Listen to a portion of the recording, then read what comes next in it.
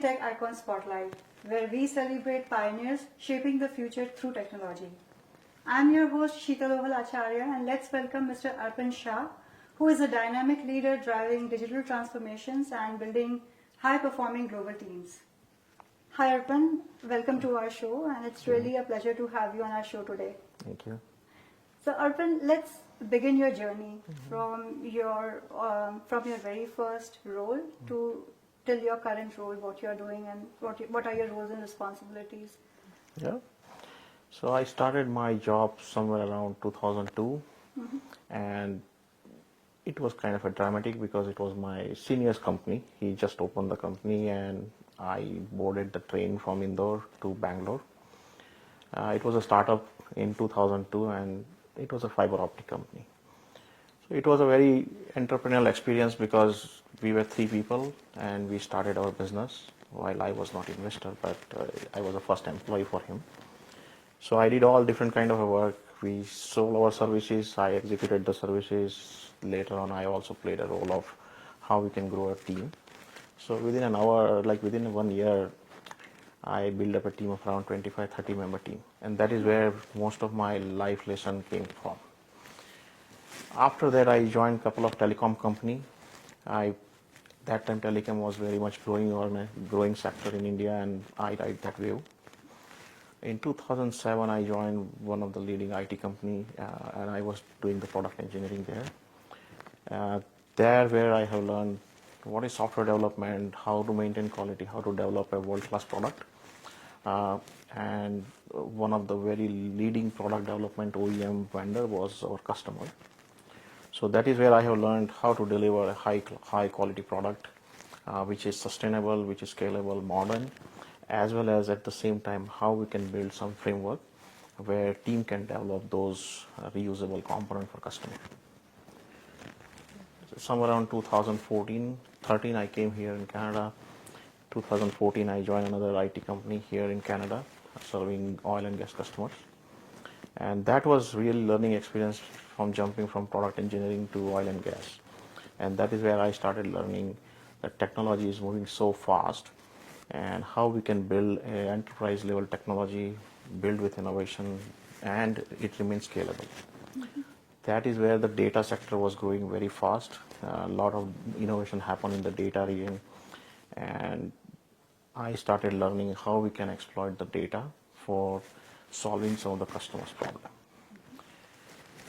I worked there for around 10 years, and now I'm senior director leading a very international company where I'm guiding customer of energies and utilities customer across Canada, how we can execute a large-scale program with innovation. Now customer is no longer looking for execute the program on time, on budget. These are like very old concept.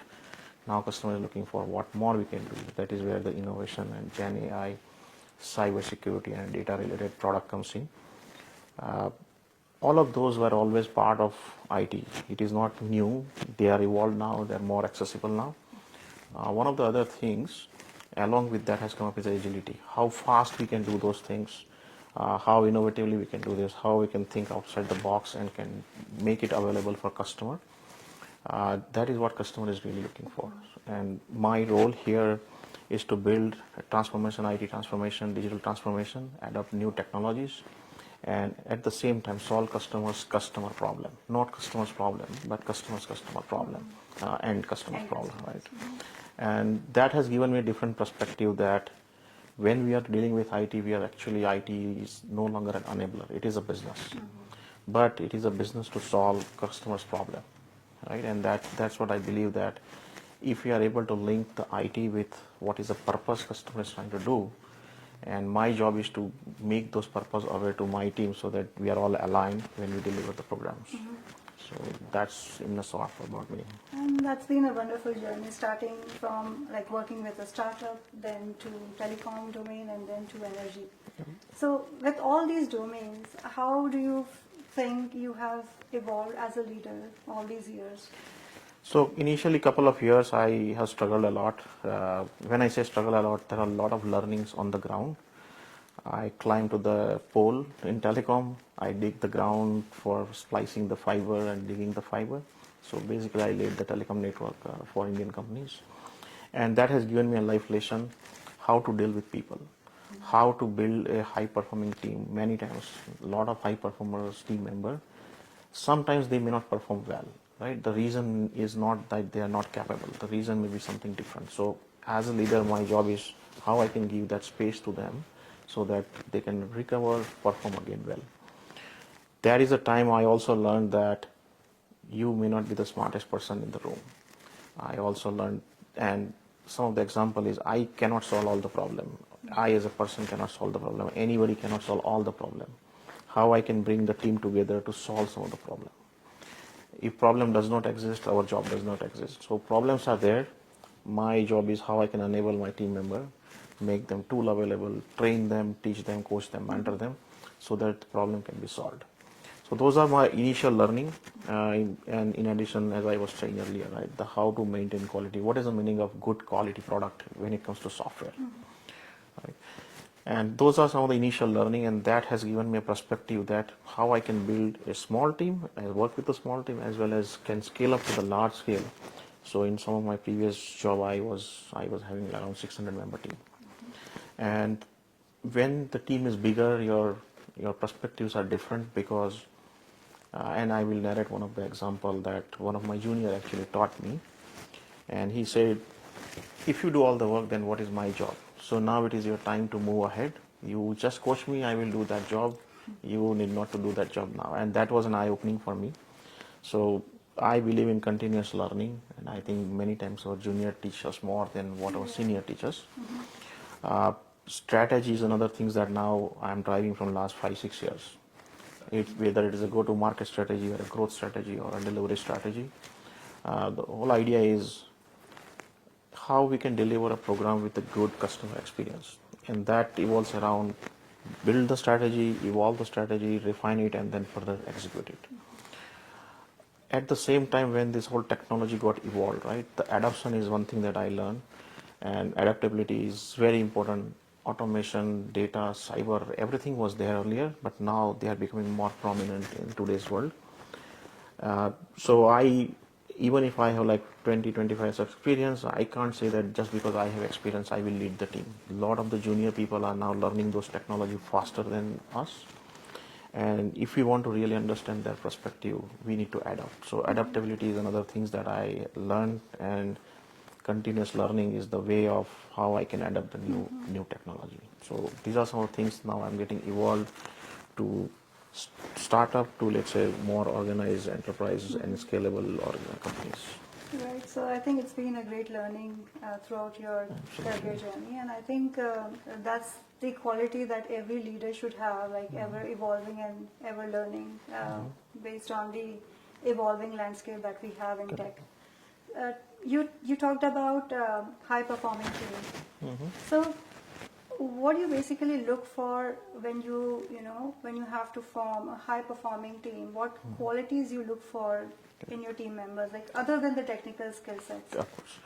So one of the very important skills that I will look for is a commitment. Is the person, he may or may not know everything, but is he committed, is he dedicated, he has an eager to learn.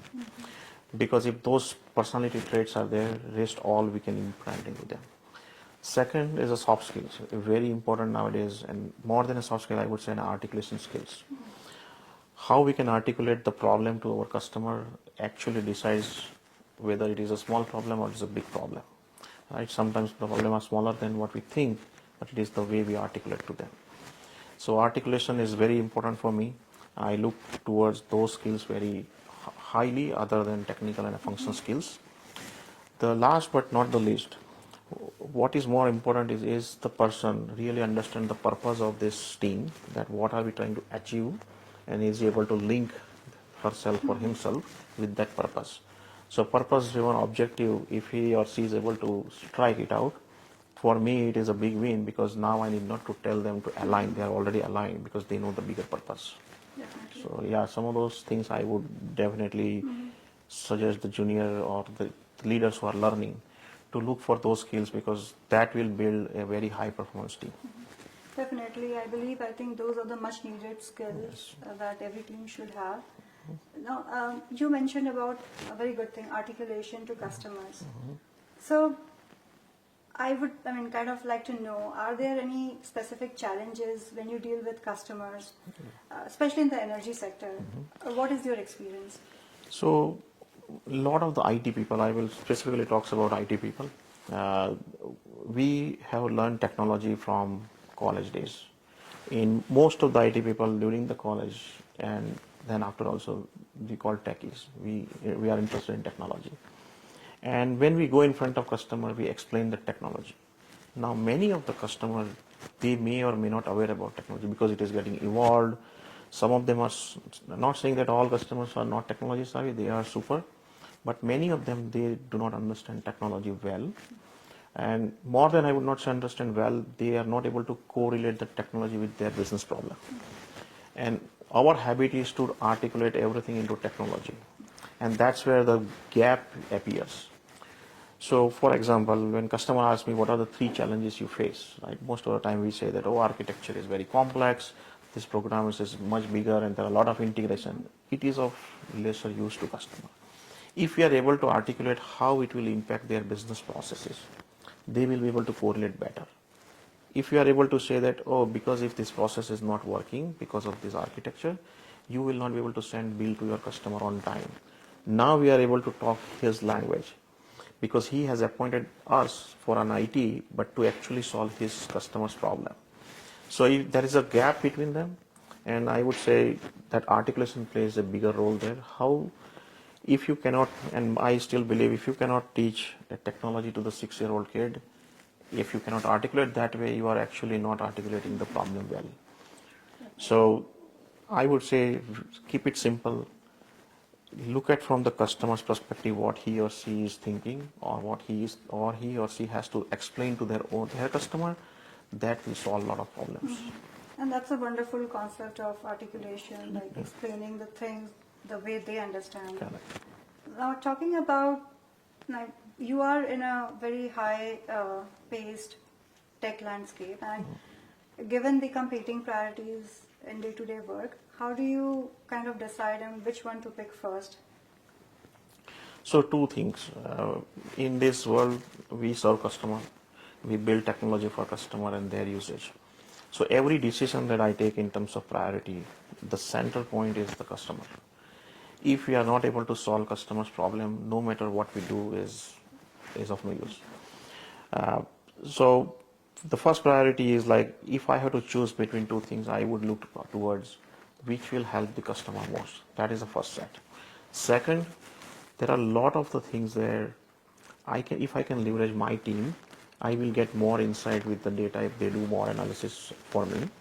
So if I can delegate some of the part, that will help my also team to get mentorship. So I look for an opportunity where I can mentor my team. That will deprioritize my work. So they can do that work. They come back with their analysis, their insight, and that will help. That will buy me a time as well as help me to take the decision faster. So these are the 2 most of the time approach that I take: customer centricity, and if there is a possibility of mentorship and I can delegate, that will help me to buy my time. And that's again a very wonderful perspective, mentoring the team and helping them lead the way. That really helps. Now, talking about again teams, again with this ever evolving technology, how do you keep pace with the ever changing So this is versions my which are coming up yeah.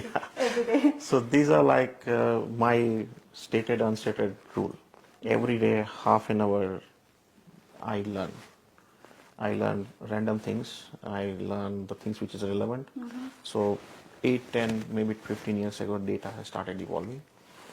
And I know that I cannot be learning all the way up to database, but I started learning in 2014, 2015, whatever I can. Then suddenly the cyber security became bigger and bigger. Then now the Gen AI is a lot of. So every day, no matter what I'm doing, half an hour, 15 minutes to 30 minutes, I keep it for learning. Be it a lunchtime learning, be it, let's say, when we are doing some discussion learning.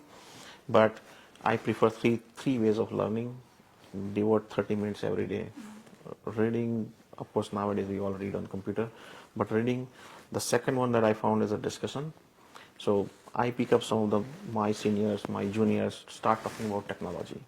And it doesn't take much time. You can do it over coffee, you can do it while just doing chit chat. And the third thing is some certification. Because if you are not doing certification, the motivation go down, right? So those are the 2-3 things that I do.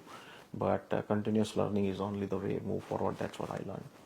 Again, these are very valuable takeaways for anybody who is aspiring to build career in tech or who are the aspiring leaders. Now talking about the technology again, right? You talked about Gen AI and data.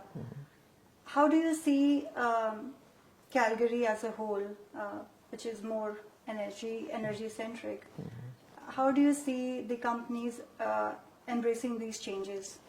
So if you look at, actually I did the study, what is Calgary when I actually immigrated here in Canada.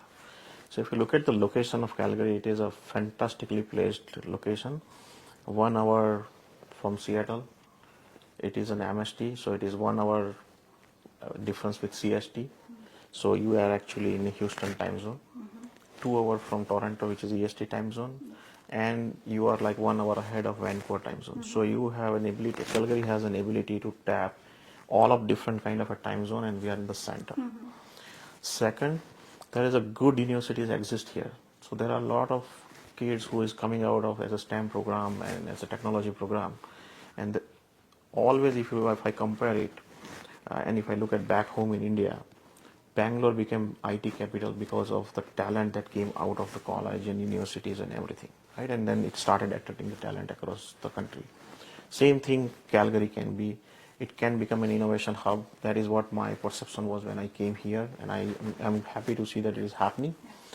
The environmentally, while it is a cold day here, but if you, yes, if you think from the data center perspective, it is actually a favorable weather because the cooling cost is much lesser comparatively. But there are still a lot of challenges in that space. But if somehow we are able to crack those logistics challenges in data center, this Calgary can become a data center hub. And as and when the Gen AI is consuming more and more compute power, a lot of companies started talking about let's build a small data center. Too many, but small data center. And that way we can keep the costs low, we can keep the thing distributed. Again, I am not a leader in those space, but what my reading is, Calgary has edge over other cities in terms of talent availability, in terms of location, and in terms of government support. I'm seeing a lot of support is being offered. Definitely. So Calgary has a potential to become a tech hub of North America, if not like Houston or LA, but it has a good potential. Definitely, yeah, completely aligned on that. Now, again, talking about the talent, we talked about talent in Calgary. How do you see the upcoming, upcoming college students who are looking for tech jobs? What would be your advice to them? I would suggest them 2-3 things. One, they should not ever think that whatever they have learned in college is going to stay with them for forever. So they should show an agility and a hunger to learn new things. They should also focus more on gaining the experience by doing either DIY, do the intern, get attached with the real business problem. There are a lot of science problems that we can solve in the college and schools, but they may not be job ready. They may not be job ready today. So I'm not saying that they should leave that passion towards other thing, but many times those science projects are like much ahead of their time and may not materialize. I myself has an example of that. But doing intern, connect with the industry leaders, right? I think Tech Icon is providing some good platform there. I would say start small. Doesn't matter whether your passion is in X, Y, or Z, but go and work with the industry leader. Go and work in the industry. Then you can actually figure out what is your passion, whether it is X or Y, right? And that will help all the college kids to pursue further their passion. I would still encourage that many of the students who are doing STEM, engineering or diploma or on those area should look towards the pursuing the further career by doing masters. because as the technology evolving, you need to really become master in certain area, and that will give you an edge in designing the product, because that is one of the way how innovation can be promoted. If you are not differentiated with your ideas, with your articulation skills, with your soft skills, then you are one of them, right? But if you are really differentiated, then you are the one. So that will really help all the college going grades to pursue their career that way. So, Arpan, could you tell us if you are involved in any community services? Yes and no. I am not doing as much as I want to do, but I did some of the program that some of the companies were running, where we used to go to some schools, teach robotics to the kids. Wow. So I used to mentor the kids how to build the app, how to build the robots. Uh, we did a lot of food bank services, right? My blood group is very rare, so that is O also negative? B negative. Negative. So that is also one of the things that I'm doing. But I would love to get involved into any education related things. That is where my passion is, because I still and firmly believe that education can actually change the way person is living today. Right? It can bring a positive changes by whatever means it is. Right? So I am involved with a lot of those initiatives. Back home in India, I am actually sponsoring grade 1 to 3, and I provide them like stationaries. Every year That is we give it amazing. like around 50 to 90 kids, and that is where I do it in my hometown, where I studied my first 3 grades. So you are involved quite a lot in community services nowadays. Yes. Yeah, I mean that's wonderful to know. Now, talking about back home, you mentioned. So let's now, go back to the roots. Talk about your hometown, where you were born, and are there any fond memories from your childhood? Oh, absolutely. Like that was some of the wonderful days. So I live around 40 kilometers north of Surat, which is like a diamond capital of the country.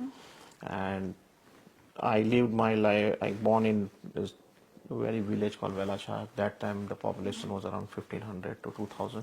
Now it is a little bit bigger. But then most of the time, my schoolings and my time I spend in town where my parents stays today is Kosamba. Uh, and there are a lot of memories. Like I have spent entire 12th grade vacation before I joined my engineering, and it is almost like 4 or 5 months doing nothing there. But most of the day in the morning, I used to go to river, catch fish, frog, snakes, whatever it was. Then I had to build a lab. Snake as well, you mentioned. Snake as well. So Wow. I had a capricorn, snake, lizard, butterfly, and there are a couple of I don't know whether it is a fish or it is something, but those were there in the river, and my job was to catch that. Quite a variety. Yes, and I used to like to dissect them. So that was like some of the things that I never want to forget. In addition, my that time my uncle has an orchard, it's a mango orchard. So almost every day, like summer in the afternoon, it's there only, doing different kind of things as a kid. But that was the time that I don't want to forget. And that is one of the example, like I was thinking that I know how to do farming. When I started with all my plants, none of them grew better. So now I started learning again that how to actually grow plant. But those were like important days.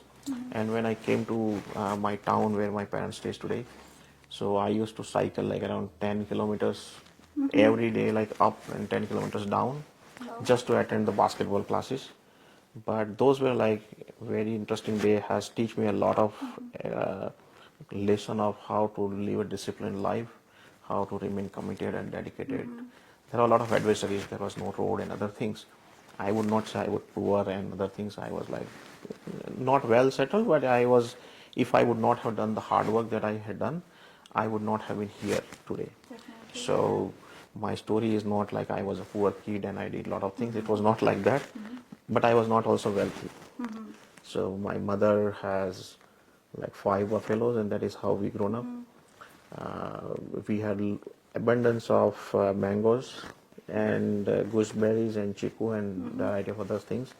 So I lived that life, and today I'm missing those life.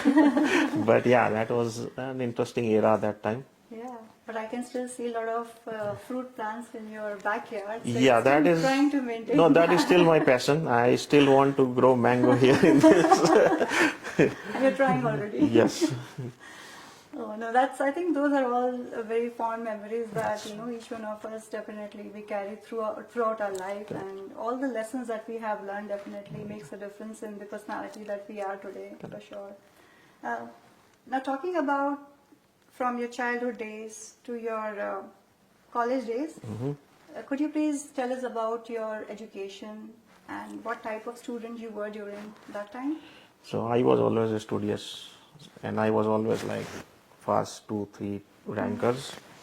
Never, never very courageous or adventurous boy I was, but I always maintained the ranks everywhere wherever I went. So I did my engineering from Bhavnagar, which is Santilalsa Engineering College, which is a government college. And from there I went to do my master's in Indore, which is a GSITS college. Most of my time in both of this college went into the lab. Many times I was alone in the lab for hours and hours. All different kind of things I did. Most of the time I break the things rather than I build it. But I always believe in building something, and those passions are still today. Yeah. So now my passion a little bit evolved, but one thing that I learned is I am never afraid of trying something. So that was some of the things, but I always, I was very studious, like I was student, and always maintained my rank in first top 10. I always was there. Definitely, and all that hard work, I believe that is showing a big impact in the tech world for sure. Oh, absolutely. Now let's talk about, we talked about tech, we talked about your hometown, your college. Now let's touch a little bit on your family. Who all are the key anchors in your family? So my mother played a bigger role in me, whatever I am today. Never wanted to go out of India. I had a fantastic job back at home, but my mother wanted always me to push further and further, and she always believed that if you are not pushing hard enough, you are actually not doing anything. And for her, she wanted me to settle down in California. If may I ask, what's the reason for that? Is it the weather? No. She just know California that exists in USA. That's sweet. And that is why she said, I want you to go there. And I said, no, I don't know. But then she pursued further to me, and finally I came here. So she has played a big role. She has done an amazing amount of hard work. Even today, now I have to fight from last 5-6 years. I'm fighting. Why are you walking so much? So even today she goes to my farm. She has 3 farms. She goes there. Beautiful. So she is very ambitious. She played a big role. While my father was always very supportive, and I still don't remember that he would have even seen my scorecard ever. But he was very supportive all the time. So my father and mother, I have a younger sister. So currently she stays in Waterloo, and that's it. So in my family, I have a wife, one child of 18 years, another child of 8 years now, and that's where it is. So how do you, manage to take out time for your family? How do you usually unwind yourself? So that is a good question, because our job normally started at 6 and ended at 6, sometimes 8, sometimes 9. But good thing is weekends are always holiday. So I spend a lot of time. My daughter is a good painter. I started when she was 2, I pushed her to become a painter. And not now. Now she is a bit older, and I have a lot of complaints with her. But till she was 7, our job is 1 picture or 2 pictures in a weekend. Wow. That was and I have fantastic collection of 100-150 pictures. She wants to do auction. I told him. So that is another activity that I have in my hand. So I have to do all the preserve the picture for her and all different kind of things we do together.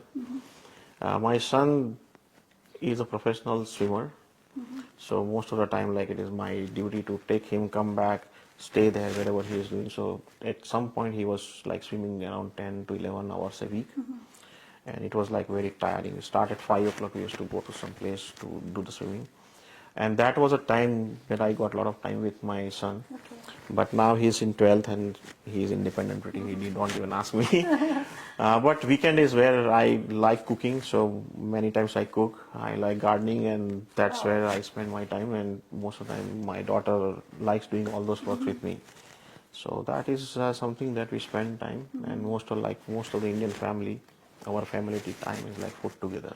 Very So nice. that's And how it is. looks like your wife is very lucky because you like cooking. It is other way around actually. She doesn't like you to cook? No, because I like cooking, I can find a fault. Oh,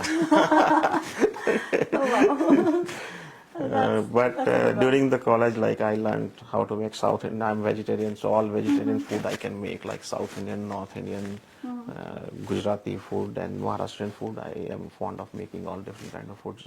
Very nice, yeah. And I also like the idea of your daughter putting the paintings on auction. Yeah, so she only gave me ideas. She's pushing me. Somehow I'm Let not me able know to find when you any. put it on auction. Yeah. So I approached like one hospital, children hospital. They are not giving time because she is not well-known painter. But what I'm doing is I'm preserving her painters. I have So created one motivating. library for her, and let's see. It is her dream, and my duty to make it fulfilled till she starts understanding what is a dream is, right? No, that's wonderful, and Arpan, it's really wonderful, chatting with you today. We are almost nearing end of our lovely discussion, and end of the segment we have one round which is called as the rapid fire round, Okay. where I'll be asking you some quick questions, Okay. and I would be expecting some quick answers from you. Okay. So let me know when you're ready. Yep. Go Ready? ahead. Sure. Okay. So your first question. One word that defines your leadership style. Collaboration. Nice. Now, strategy or execution, what excites you more? Execution. Morning meetings or late night brainstorming? Morning meetings. I'm always a morning person. Wake up Okay. 5 o'clock all the time. Last 15 years, 5 o'clock in the 5 morning? o'clock in the morning. That's amazing. Even on weekends. Really? Yes. Wow. Okay. One thing people would be surprised to learn about you. That is a good question. That I am like very religious person. Believe like a lot in Hindu mythology. I would not say mythology, but or philosophy. And I have never expressed those views outside my family. But I'm like a big. I used to be a big time Shivaite. Then slowly started learning and used to fight with my mom that Shiva is bigger than Krishna. But now I'm Krishna devotee. So yeah, I have never expressed those views ever to anybody actually. But that's good to know. Select one, mountains or beaches? Earlier it used to be mountain and now beaches, but I really want to go to either Kailash mountain or Everest, whatever makes possible. That is one of the dreams that I have. For sure. I mean, Yeah. Hope you are able to accomplish your dream. That is my, if my health permits, then we'll go. But that is a remote dream that I still have. But I like beaches also. Okay, that's nice. Now, the last question. If you could have lunch with one tech icon, who would it be? That is a good question. I don't know. There are a lot of people with whom I want to meet. Take your time, that's fine. And it can be anybody, right? Yeah, anybody, living or dead. Yeah. So I would definitely would love to meet Mr. Narayan Murthy. And he was always been a mentor. That was my first exposure when I actually met him. But that time I was too small, like I had only 4, 5, 6 years of experience. He is the person I would say that where I am today, because I have read his struggle on initial days. He has set up the IT in India, and a lot of the youths like me, whether we like him or not, but because of those struggle that he did and people like him did, we are on the world stage in IT. So Mr. Narayan Murthy for sure. Yeah, definitely. He's one of those tech giants, Yeah. for sure.